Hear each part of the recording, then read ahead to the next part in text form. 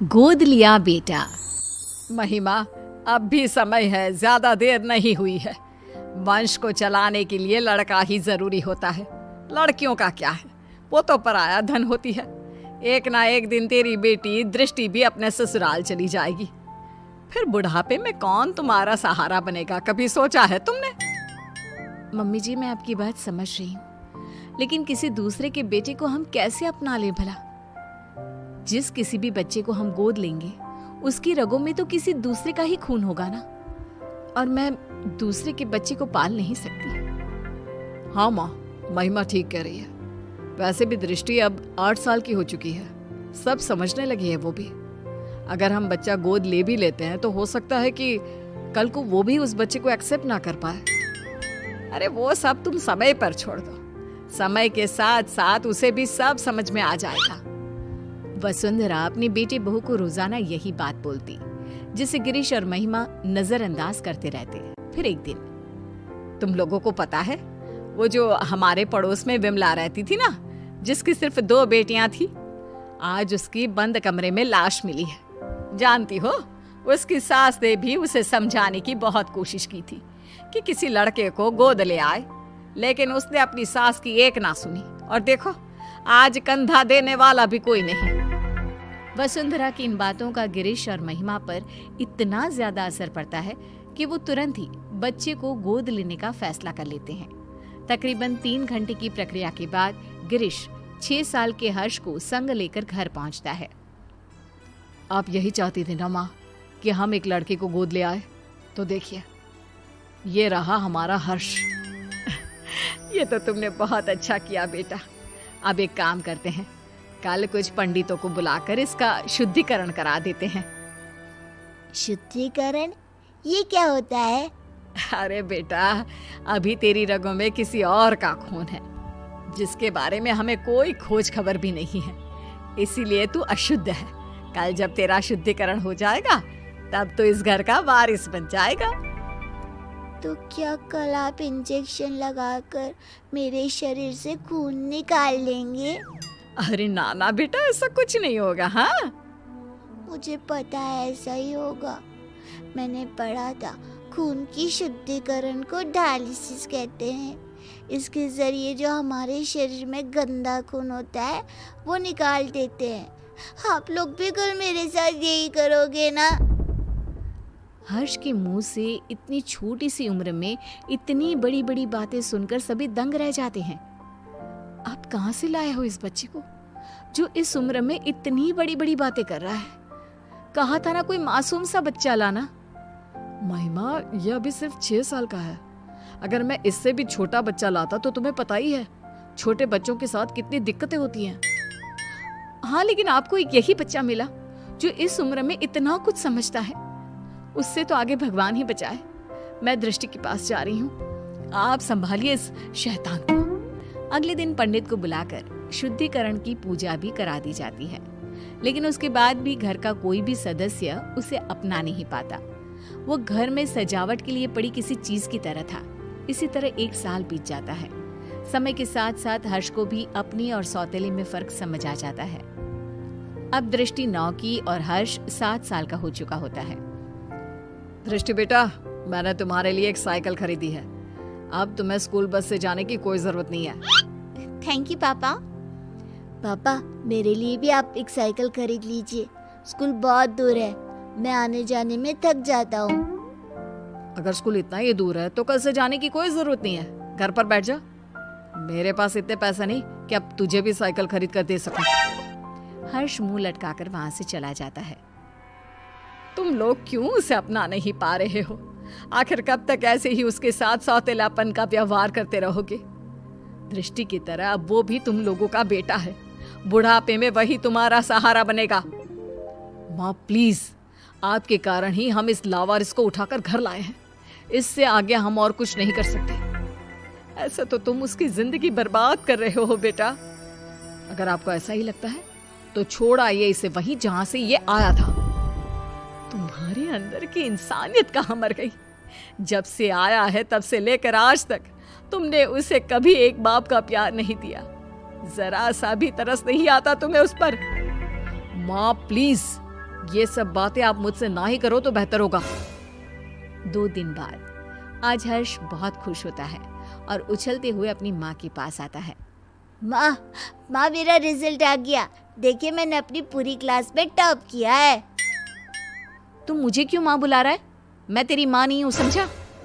अरे क्यों डांट रही है बच्चे को? माँ ही तो है तू उसकी। सगी माँ नहीं हूँ मैं इसकी, जो ये इस तरह बार बार मुझे माँ माँ बुलाता रहता है। ये सगी माँ कौन होती है? क्या माँ भी कभी सगी और पराई होती है? लो, फिर शुरू हो गया। माँ जी, आपने ना इसे बहुत सर पर चढ़ा रखा है। अब आप ही संभालिए इसे। दृष्टि स्कूल से आती ही होगी, मुझे उसके लिए खाना भी बनाना है। इतना कहकर महिमा वहां से चली जाती है। दादी, कोई मुझे प्यार क्यों नहीं करता? सब दीदी से ही क्यों प्यार करते हैं? अरे ना ना बेटा, ऐसी कोई बात नहीं है। दृष्टि बड़ी है ना, इसलिए बस सबको उसकी फिक्र लगी रहती है। फिक्र और प्यार दोनों में अंतर होता है दादी। मम्मी पापा ना तो मेरी फिक्र करते हैं और ना ही मुझसे प्यार। 7 साल के बच्चे की ये बातें सुनकर वसुंधरा खामोश खड़ी रह जाती है। उसे समझ में नहीं आता कि वो बोले भी तो क्या। इतने में ही वहां दृष्टि भी आ जाती है। मम्मी पापा मुझसे प्यार इसलिए करते हैं क्योंकि मैं उनकी सगी बेटी हूँ, और तुम्हें तो वो अनाथालय से उठाकर लाए हैं। दृष्टि, कितनी बार समझाया है, इस तरह बात नहीं करते। छोटा भाई है वो तुम्हारा। ये मेरा कोई भाई भाई नहीं है।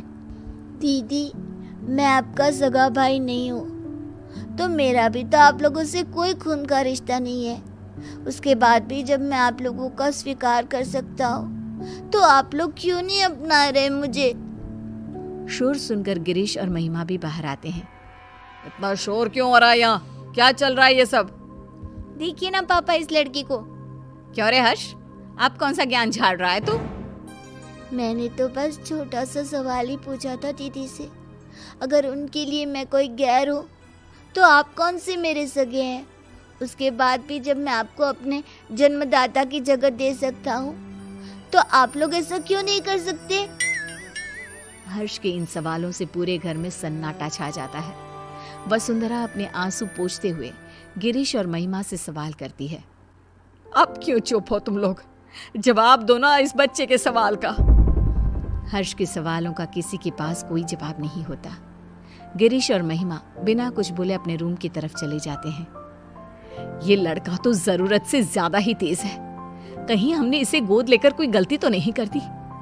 अगर ऐसा ही रहा तब तो ये हमारी बेटी का हक छीन लेगा और पूरी प्रॉपर्टी हड़प लेगा। तुम सही बोल रही हो महिमा। हमें जल्दी से इस लड़के का कुछ करना होगा। ये हमारी बेटी के लिए खतरा हो सकता है। अगले दिन, हर्ष बेटा कहाँ हो? चलो आज हम तुम्हें कहीं बाहर घुमाने ले चलते हैं। सच में माँ, हम घूमने जा रहे हैं? हाँ बेटा, अब जल्दी से तैयार होकर आ जाओ। हर्ष भागते हुए अपने रूम में तैयार होने जाता है। थोड़ी देर बाद वो तैयार होकर बाहर आता है, जहाँ गिरीश और महिमा उसका इंतजार कर रहे होते हैं। मम्मी पापा, हम कहाँ जा रहे हैं? आज हम तुम्हें मेला दिखाने के लिए लेकर जा रहे हैं। कल तुम्हारे सवालों ने हमारी आंखें खोल दी, इसलिए अब हम तुम्हें अपने सगे बेटे जितना ही प्यार देंगे। हर्ष ये सब सुनकर बेहद खुश हो जाता है।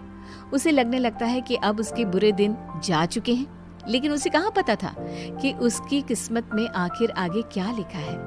वे सब मेले में पहुंच जाते हैं। हर्ष बेटा, झूला झूलोगे? हाँ मम्मा, मुझे झूला झूलना बहुत पसंद है। ठीक है, तुम जाकर झूला झूल लो, हम लोग तुम्हारा यहीं इंतजार करते हैं। हर्ष चला जाता है। यही अच्छा समय है, अब हम घर चलते हैं, इसका काम तो हो गया। सही कहा तुमने। मेला घर से इतना दूर है कि ये वापस लौटकर कभी नहीं आ पाएगा। गिरीश और महिमा वहां से चले जाते हैं। हर्ष जब वापस लौटता है तो उसे वहां कोई नजर नहीं आता। वो पागलों की तरह अपने परिवार वालों को ढूंढता है। कुछ घंटे ढूंढने के बाद जब उसे कोई नहीं मिलता तो उसे सब समझ आ जाता है। अब वो करता भी तो क्या? न घर का पता मालूम था, ना ही कोई फोन नंबर। थक हार कर वो वहीं बैठ जाता है। तुम दोनों तो हर्ष को मेले पर लेकर गए थे ना, इतनी जल्दी वापस आ गए? और हर्ष कहाँ है? कहीं नजर नहीं आ रहा।